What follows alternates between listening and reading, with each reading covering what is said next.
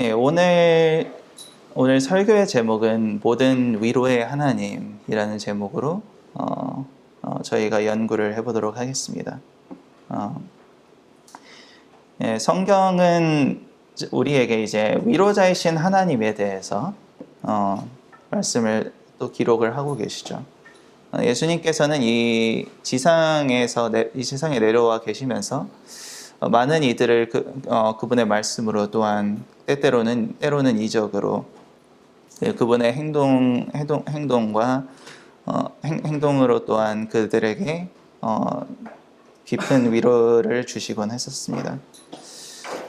제가 이번 주에 이제 이 말씀을 준비를 하면서 개인적으로 느꼈었던 그예는 제가 본래 어떠한 의도를 가지고 이런 말씀들을 이제 찾아다닐 때마다 제가 예상하지 못했던 곳에서 제가 예상하지 못했던 빛을 가끔 발견하곤 했었는데요. 예. 가끔 내가 찾으라고 하지 않았던 그런 의외의 구절이 제가 본래 찾으라고 했던 것보다도 더 귀한 깨달음을 저에게 주시는 때가 있었습니다.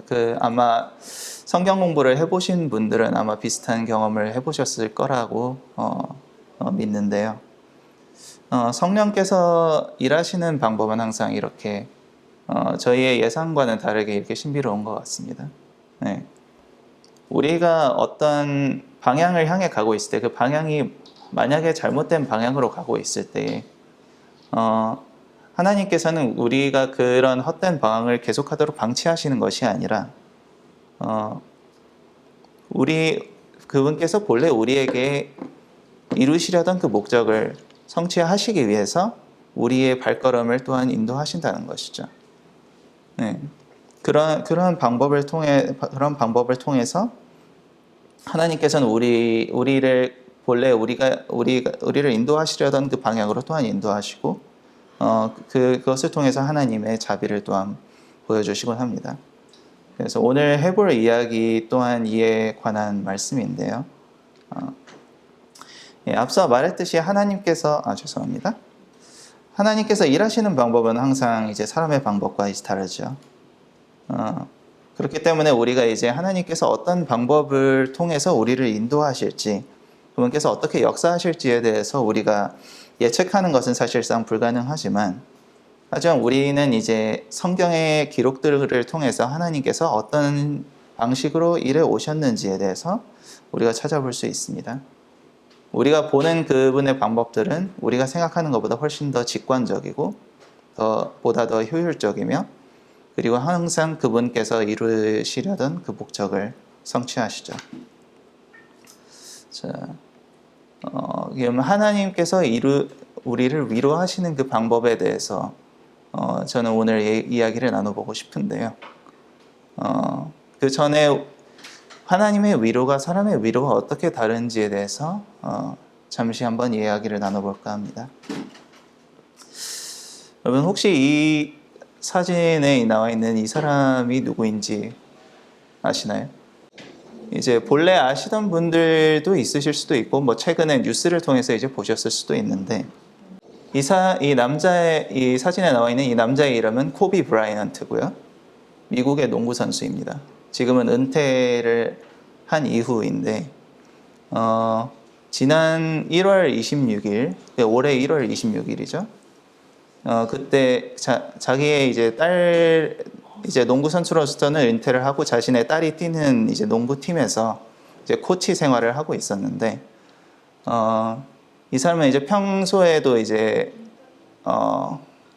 차량보다는 이제 헬기를 좀 자주 이용을 하고는 했었습니다. 근데 이제 그날에 유독 굉장히 좀 심한 안개가 있었었고, 그래서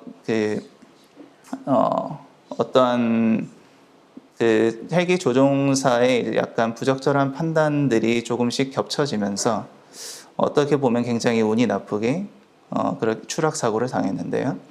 옆에 나와 있는 이제 어린 소녀는 코비의 둘째 딸이고 이름은 지아나 브라이언트입니다. 네. 이 딸은 그 헬기에 아버지와 함께 같이 타고 있었었고요. 네, 그곳에는 또 이제 뭐 당연히 이제 헬기 조종사뿐만 아니라 그가 이제 코비가 지도하던 그 농구팀의 그 다른 학생의 이제 부모들도 함께 타고 있었습니다. 네, 그래서 이제 총 9명의 이제 희생자를 내면서 그 사고가 이제 일어났는데요. 이 사고가 일어난 이후에 굉장히 좀 많은 뉴스들이 이제 쏟아졌습니다. 이제 이 굉장히 비극적인 그 소식에 대해서 저는 개인적으로 이제 농구에 대해서 크게 관심은 없었기 때문에 이 사람에 대해서 그냥 얼핏 이름은 들어봤지만 그 사람이 어떤 사람이었는지 뭐 얼마나 대단한 사람이었는지에 대해서는 이제 크게 아는 바가 없었는데요.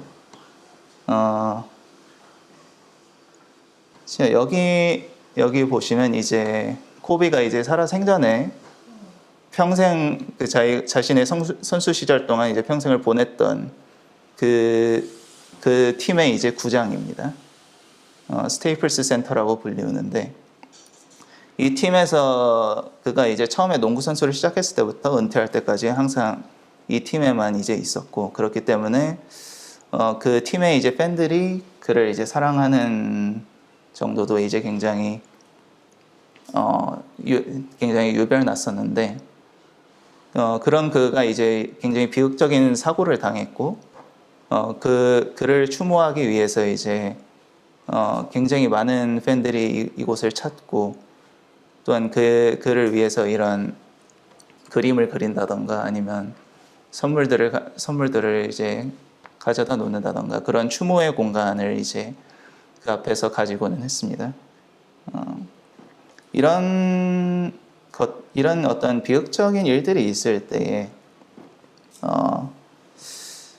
저희는 이제 우리가 이제 할 수 있는 어떤 사람으로서 할 수 있는 그 위로들을 이제 보게 되죠. 이제 우리가 이제 가장 효과적이라고 생각하는 방식을 통해서 우리가 이러한 비극으로 인해서 일어난 그 희생자들을 또한 추모하고 그 남겨진 유족들을 위로하고 그런 모습들을 저희가 볼 수가 있는데 이곳은 이제 방금 보셨던 그 경기장의 실내이고요. 그를 이제 기렸던 이제 추모식의 일부분입니다. 이제 저희가 이것을 보면서 세상에서는 우리가 사람이 이제 죽었을 때 그 사람의 이제 생전의 그런 행적들이나 그가 세웠던 업적들 그리고 그와 있었던 그 추억들에 대해서 그런 것들을 서로 그런 기억들을 서로 나누면서 그를 이제 추모하곤 하는데요. 그가 얼마나 다른 사람들에게 어떤 좋은 영향을 끼쳤고 그가 얼마나 선한 사람이었는가에 대한 그런 이야기들을 이제 주로 나누곤 하죠. 이제 서양권 문화에서 사실 이런 것이 이제 좀 더 굉장히 발달되어 있는 것 같은데 아무래도 아시아권보다는 좀 더 그들이 감정 표현에 솔직한 만큼 사람의 감정에 대해서 어떻게 그들이 대처해야 될지에 대해서 굉장히 많은 노하우를 가지고 있는 것 같아요. 그들이 이런 어떤 비극적인 사고가 있을 때마다 이런 추모 행사나 어떠한 이벤트 등을 이제 하는 걸 보면 굉장히 그들이 사려 깊고 세심하게 그리고 얼마나 사람들에게 감동을 줄 수 있는 그런 사소한 부분들까지 그들이 챙겨내는지를 그런 것을 우리가 좀 볼 수가 있는데 사실 어떻게 보면 이거는 우리가 사람으로서 할 수 있는 어떤 최고의 형태의 위로겠죠. 네.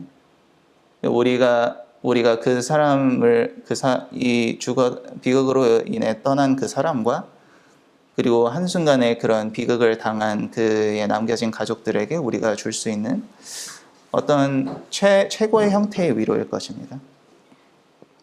하지만 이제 몇 가지의 문제점을 우리가 짚어본다면은 모든 비극적인 일을 당한 사람들이 이러한 위로를 받을 수 있는 것은 아니죠.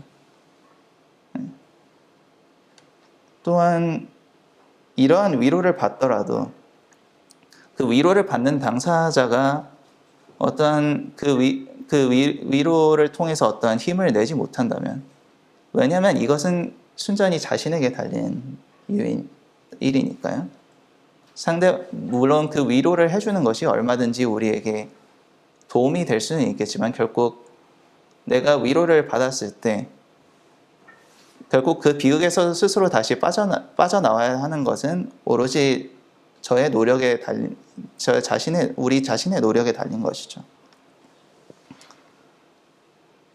그리고 또 하나의 문제점은 이 사람들이 얼마나 그 진심으로 위로를 하고 최선의 방식으로 위로를 하는지와는 상관이 없이 이미 일어난 일은 돌이킬 수가 없다는 것이죠.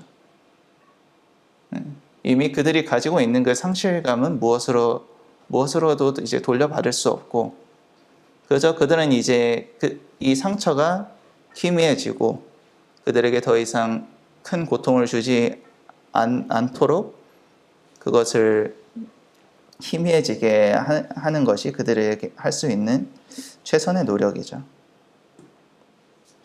저희 추도식에서 이제 한 날에 이제 자기의 남편과 딸을 이제 동시에 잃은 그 고비의 부인이 나와서 이제 그 추도사를 하는 이제 모습을 봤는데요. 다행이라면 다행인 점이지만 이제 그녀가 그렇게까지 힘이 없는 그런 모습은 아니었었던 것 같습니다. 굉장히 많은 유명 인사들이 또 이곳에 참여했고, 그리고 그 살아생전에 코비의 친한 동료였던 이들이 이곳에서 함께 추도사를 하면서 굉장히 큰 행사를 가졌었는데요. 이제 어떤 점이 그녀에게 어떤 식으로 위로가 되었을지에 대해서는 알지 못하지만 화면상으로 보기에는 이제 많은 위로가 그녀에게 이제 되었던 것처럼 보였습니다. 실제로는 어땠을지는 잘 알 수는 없지요. 네. 저희는 이제 성경에서 이것과 이제 비슷한 일화를 하나 찾아볼 수가 있는데요. 예수님께서 이제 백부장의 종을 이제 치료하셨던 그 기적이 있고, 얼마가 지난 후에 예수님께서는 나인성이라는 곳으로 이제 향하셨습니다. 그리고 그 나인성에서 예수님께서는 한 장례 행렬을 이제 마주치시게 되는데요. 이 장례 행렬은 이제 어떤 한 과부의 단 하나뿐인 아들의 장례식이었습니다. 그래서 사람들이 그의 이제 시체를 관에 들고 이제 성문을 나서고 있었고요. 예수님께서는 그 행렬을 이제 마주하셨습니다. 그리고 그곳에서 이제 울고 있는 그 죽은 아들의 이제 어머니를 보셨죠. 그리고 그녀에게 이제 울지 말라고 말씀하시며 관에 손을 대시고 죽은 청년에게 명령하셨습니다. 그가 이제 명령하시기를, 청년아, 내가 내게 말하노니 일어나라 하시매 죽었던 자가 일어나 앉고 말도 하거늘 예수께서 그를 어머니에게 주시니. 자, 저희는 앞서서 지금 두 종류의 이제 장례식을 저희가 잠깐 살펴봤는데요. 여러분이 생각하시기에는 이 두 명의 그 미망인, 이 아들의 어머니와 그리고 그 코비의 아내, 두 명 중에 누가 더 큰 위로를 얻었을 것이라고 생각이 드십니까? 네. 사실상 비교조차 할 수가 없겠죠. 네. 이제 사실 배우자의 죽음이라면 이제 어떻게든 이제 버티고 살아가는 분들을 이제 많이 볼 수가 있습니다만, 자식이 죽은 이제 부모의 심정은 어떻게 가늠할 수가 없겠죠. 자신의 생명을 주어서라도 그 아이를 다시 살릴 수 있다면 그렇게 하겠다고 말하는 그런 부모님들을 우리는 어렵지 않게 찾아볼 수가 있습니다. 그러면 그 두 명의 두 여인 중에 두 여인들에게 이제 주어진 그 위로를 우리가 각각 살펴보았을 때 하나님께서 제공하시는 위로는 우리 이처럼 사람이 주는 위로와는 이 정도로 이제 큰 차이가 있는 것이죠.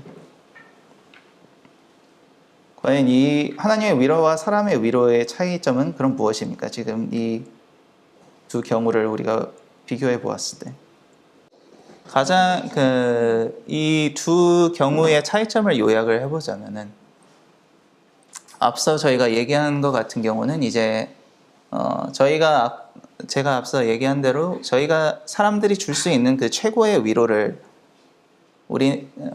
최선을 다한 것이죠. 사람들. 그들이 할 수 있는 한에서 모든 것을 한 것이고, 하지만 그럼에도 불구하고 그 일이 돌이켜 줄 수는 없다는 것이죠. 하지만 그와 반대로 예수님의 위로는 어떠합니까? 그녀가 가지고 있던 그 슬픔의 근원 자체를 완전히 없어지게 하신 것이죠. 그리고 그 고통이 사라졌을 때, 그리고 우리가 한 번도 그 고통을 겪었던 것이 없는 것처럼 우리가 회복이 되었을 때, 우리가 가지고 있었던 그 절망은 이제 환희의 감정으로 바뀌는 것이죠. 그렇다면 지금 이 위로는 그러면 어떤 이들에게 그러면 주어지는 것인가? 한번 보도록 하겠습니다. 저희가 잘 알고 있는 말씀이죠.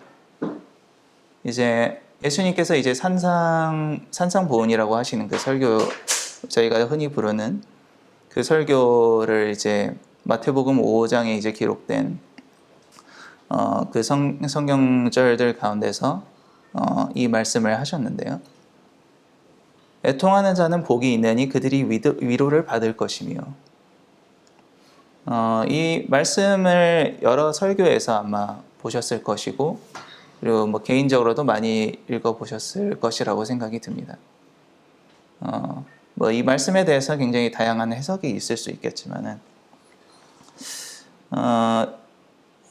이제 개인적으로 제가 이 말씀에 대해서 이제 이 설교를 준비를 하면서 제가 찾아봤었던 그런 어떤 몇몇 설교에서는 이 애통하는 자가 이제 하나님을 따르면서 하나님의 일을 하는 와중에 우리가 이제 세상을 통해서 겪게 되는 그런, 우리가 하나님을 믿기 때문에 얻어지는 그런 핍박과 그런 고통에 대해서 그것을 짚어서 얘기를 하고 있었습니다.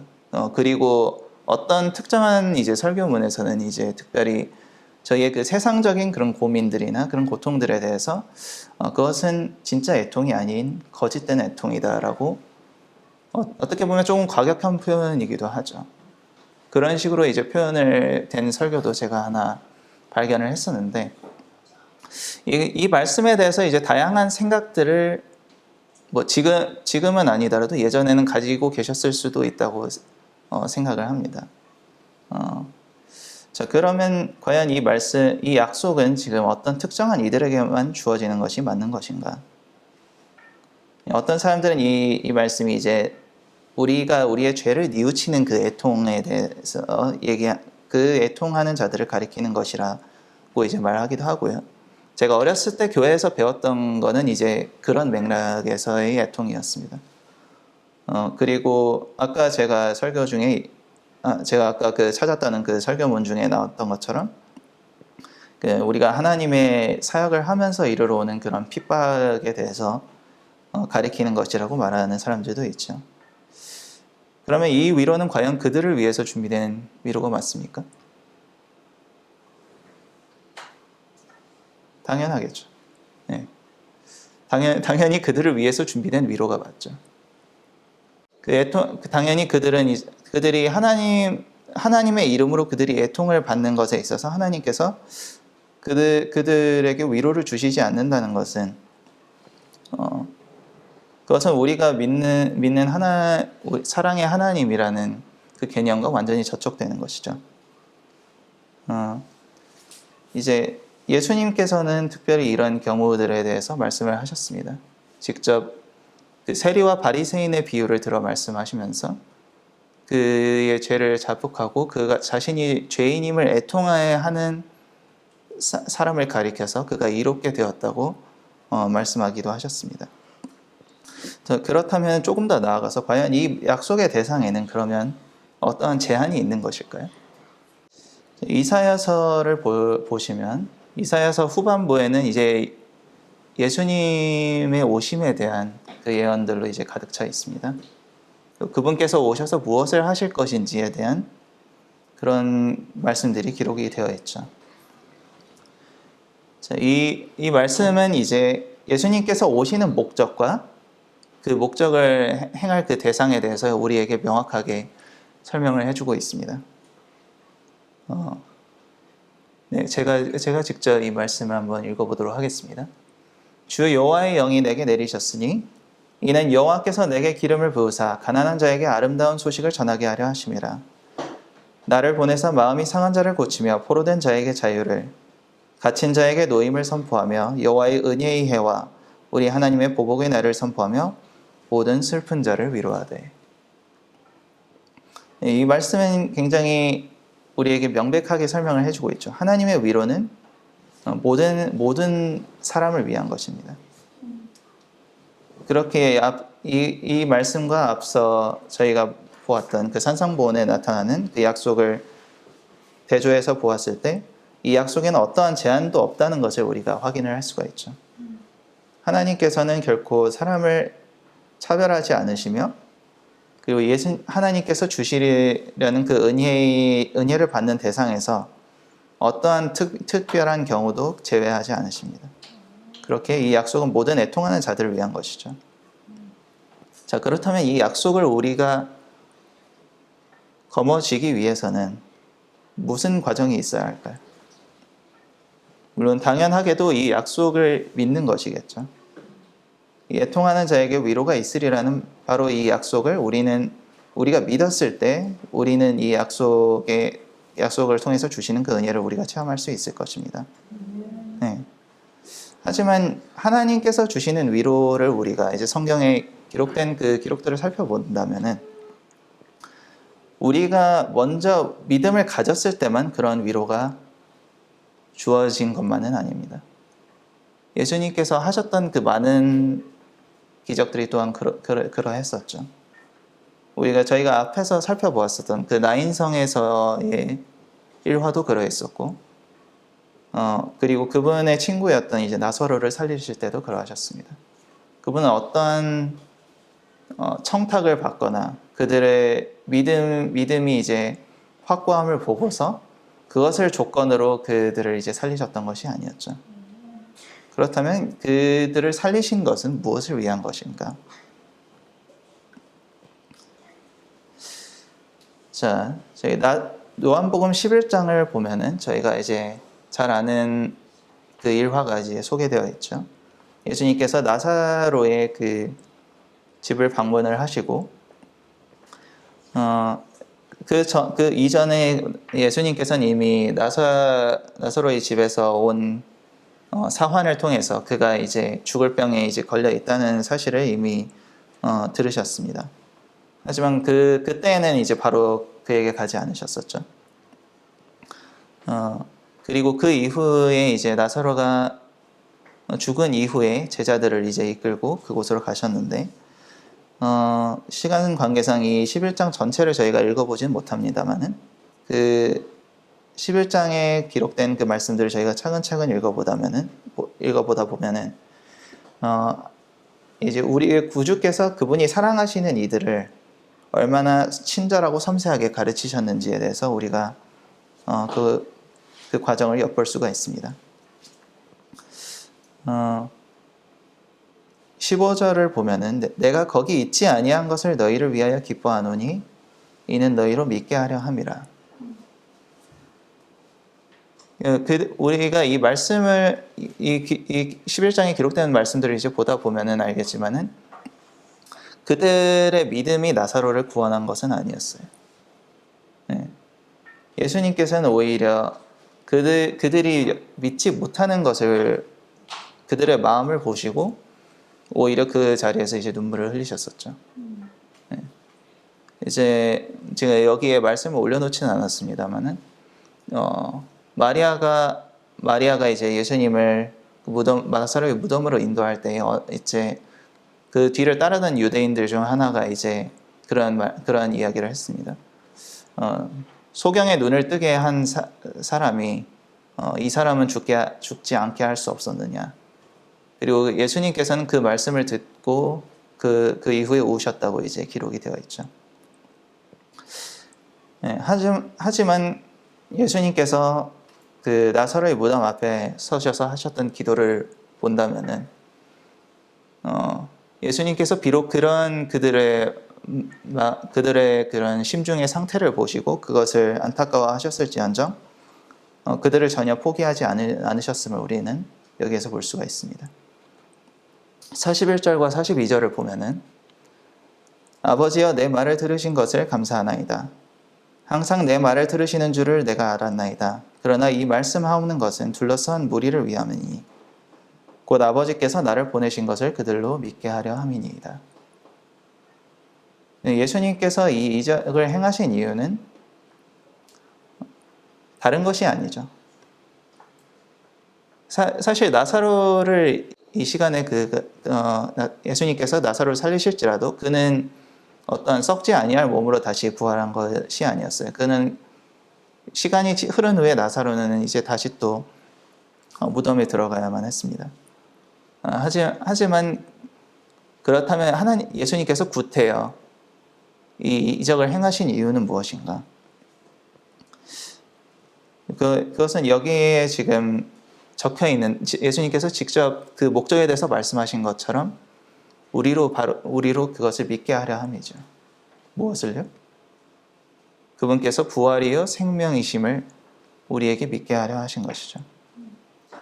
하나님께서 제공하시는 위로는 우리가 이것을 알도록 하는 것입니다. 그리고 하나님께서는 우리의 어떠한 연약함, 그리고 믿음의 부족함을 이해하지 못하거나 또한 그런 것들을 무시하는 분이 아니시죠.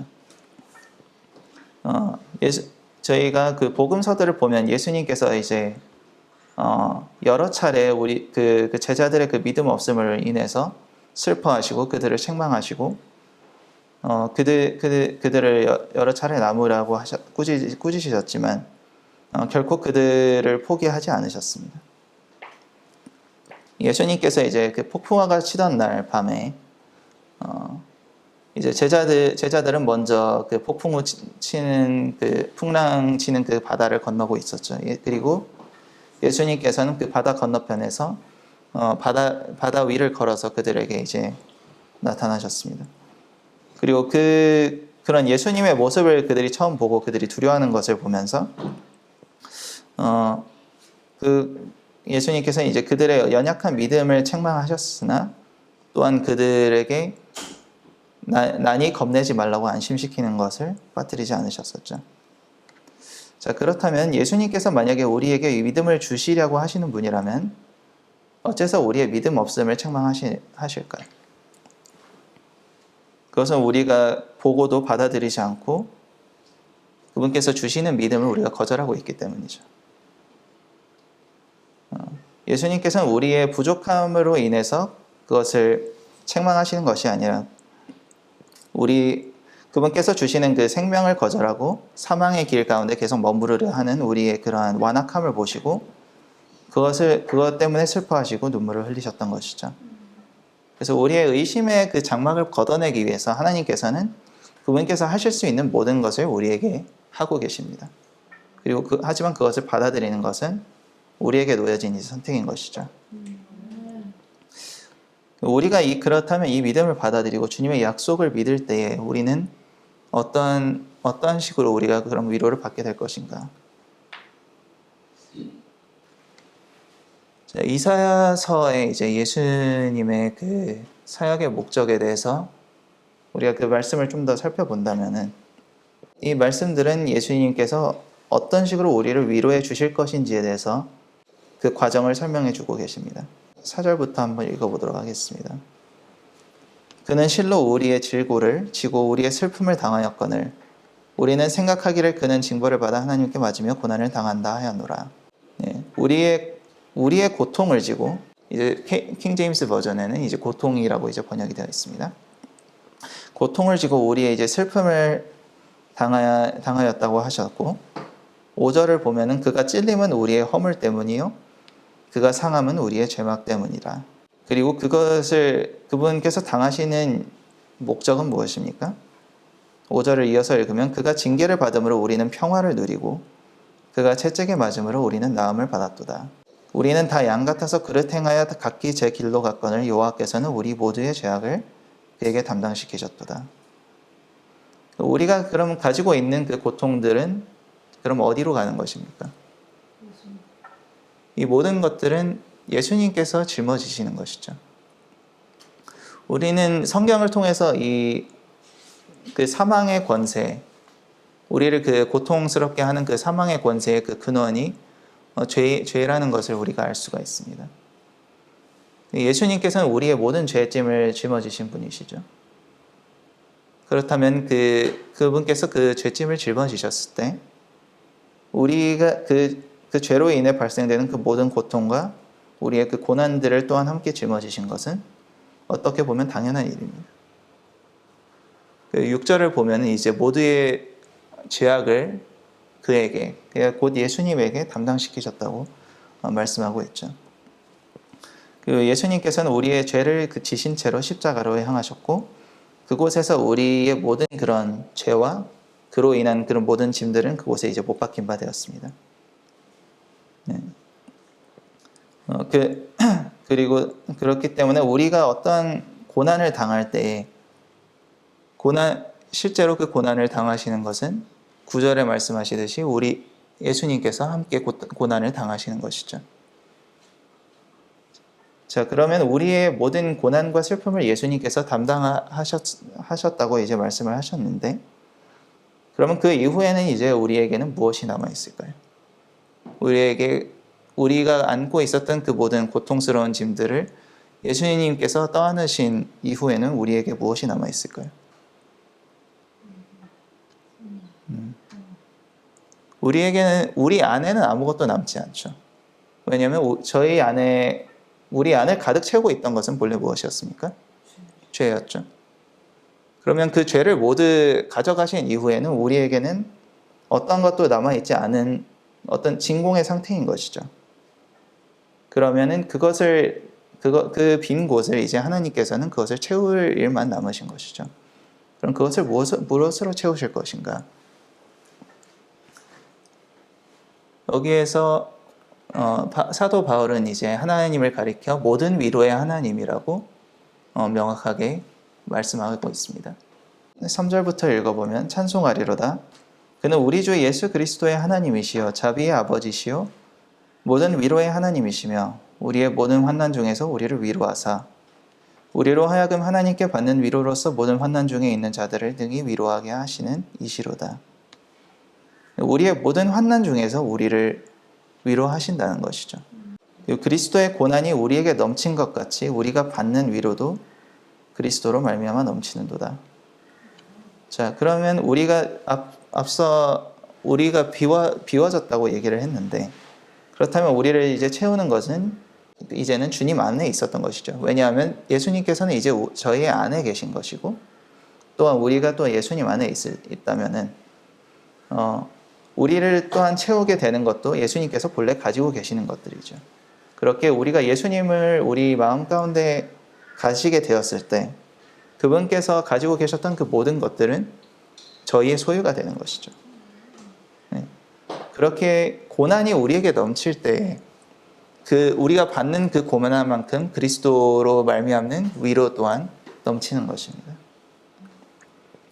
하나님께서는 우리에게 이 위로를 우리가 얻기를 원하시고 또한 그것을 위해서 우리를 이제 부르시는 것이죠. 네.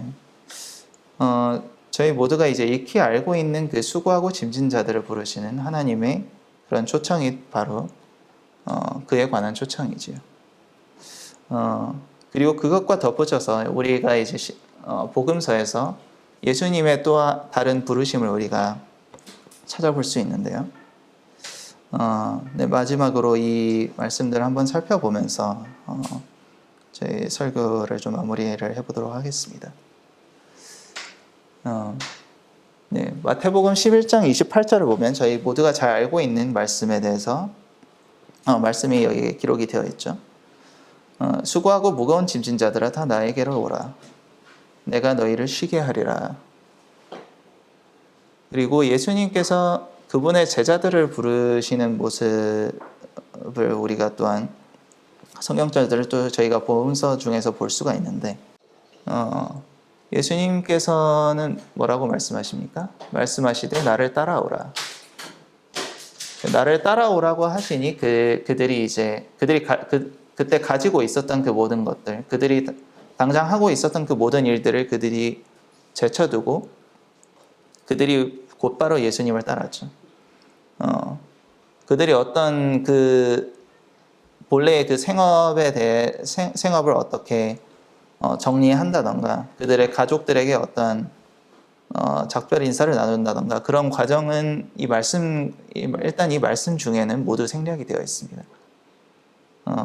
지금 여기에 지금 제가 이 성경절을 넣지는 않았지만은 이 말씀을 하시는 와중에 여기에서 안드레와 베드로를 부르시고 그 이후에 그 직후에 바로 야고보와 요한을 부르셨는데요. 이제 그들이 이제 세베대의 아들들이라고 이제 성경은 얘기를 하고 있죠. 그러니까 그들이 이곳에 이제 기록되어 있는 것은 그들이 아버지와 함께 그 어부 일을 하고 있었는데 그들이 쥐고 있었던 그 그물과 배와 아버지를 모두 버려두고 예수님을 곧바로 쫓았다고 말씀하고 있습니다.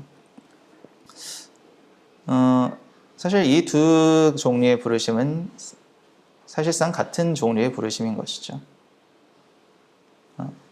예수님께서 우리와 함께 동행하자고 우리를 부르실 때에 그 말씀의 의미는 이 세상의 그 모든 염려와 수고를 그분께서 책임지신다는 의미인 것이죠. 네.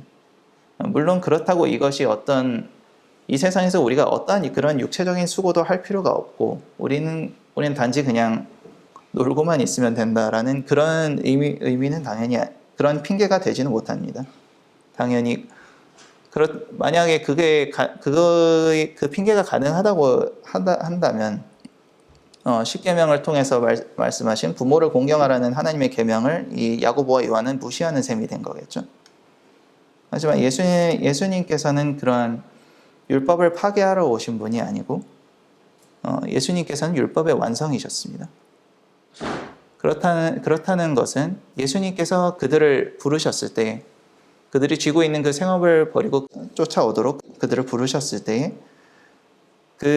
나머지의 그 모든 역할은 하나님께서 그것을 책임지신다는 의미이신 것이죠. 자, 그렇다면 제자들이 여기에서 버리고 간 것은 무엇이었을까요? 또한 예수님께로 나왔었던 그 어떤 한 젊은 부자의 일화가 또 있었죠. 그에게 예수님께서 요구하셨던 것은 무엇이었습니까? 그들이 가지고 있는 그 모든 재산을 가난한 자에게 나누어 주고 너는 나를 따르라고 말씀을 하셨었죠. 그러면 그들이 본래 가지고 있던 것들은 무엇이었습니까? 그것은 어디에 속한 것이었죠? 그들이 하고 있었던 모든 일과 그들이 가지고 있던 재산들, 그 모든 것들은 이 세상에 속해 있는 것들이었죠. 하지만 우리가 앞서서 살펴봤듯이 이 세상에 속한 모든 것들, 그러니까 우리 사람이 하고 있는 그 모든 일들은 우리를 위로하는 것보다는 오히려 우리에게 고통을 가져다 주는 것입니다. 왜냐하면 우리가 하는 모든 행동이 결국 죄의 결과이기 때문에 그것이 우리에게서 고통을 없애는 것은 애초에 할 수가 없는 일인 것이죠. 우리가 하는 모든 것들은 이제 사망의 권세 아래에 있기에 주님께서 주시려는 그 생명과는 함께 공존할 수가 없는 것입니다. 그렇기에 예수님께서 우리에게 주시는 초점은 굉장히 단순하고 명확합니다. 우리의 모든 염려와 고통을 그것은 모두 그분의 소관이 되었기 때문에 우리는 그분께서 제공하시는 안식과 위로 안에서 예수님과 함께 동행하는 것이죠. 그분께서 우리를 따라오라는 그 초청 가운데는 그 모든 그 안식과 보장이 들어있는 것입니다. 예수님과 동행하는 길에는 오직 생명뿐이죠. 네. 예수님께서 스스로를 가리켜서 길이요 진리요 생명이라고 말씀하셨듯이 저희가 그 약속을 기억할 때 그리고 그분께서 우리 안에 계심을 우리가 허락할 때 우리는 예수님께서 그분의 제자들에게 그러하셨던 것처럼 우리의 모든 필요를 놀랍도록 채우시는 그분의 역사를 또한 우리가 체험하게 될 것입니다. 네. 모든 주님의 은혜가 여러분을 또 가득 채울 수 있고 여러분에게 풍성히 누리실 수 있는 그런 위로가 되기를 기도하면서 말씀을 마치도록 하겠습니다.